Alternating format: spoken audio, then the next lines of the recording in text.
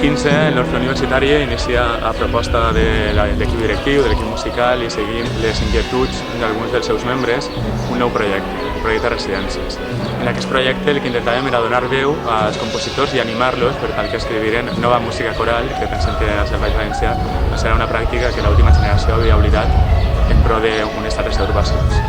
En aquests 3 anys hem pogut treballar amb 3 compositors. El primer d'ell fou Ramon Pastor, del qual vam estrenar 3 obres, i l'obra més important és A Urbe Condita, una cantata de gran format i del qual nosaltres interpretarem 5 números en el concert d'ensems. El 2017 van treballar amb Pau de Luis, i del qual també estrenarem 3 obres, i una d'elles, i molt especial per a nosaltres, ha estat Eroticitats, una obra basada en els poemes eròtics de Sant Andrés Estelles.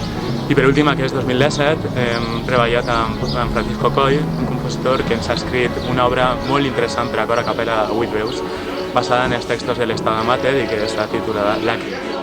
I la veritat és que pensem que ha sigut un goig perquè tots hem après moltíssim amb aquest treball i pensem també que volem que aquest projecte servisca com a exemple per a una xarxa d'agrupacions que puguen entrar en contacte amb els creadors valencians.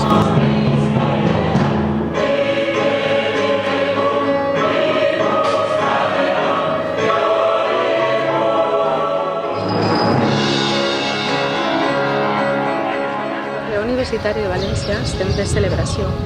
Enguany celebrem el 70 aniversari de la nostra formació i volem fer-ho d'una manera molt especial i és participant en el Festival Ensems de Música Contemporània. L'Orfeó al llarg de la seva història ha interpretat moltes vegades programes de música contemporània però mai havíem tingut l'oportunitat de participar en aquest festival i enguany és la passió.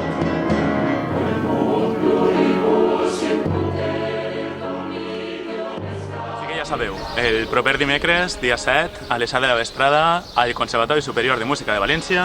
Us esperem en el nostre concert d'ensems.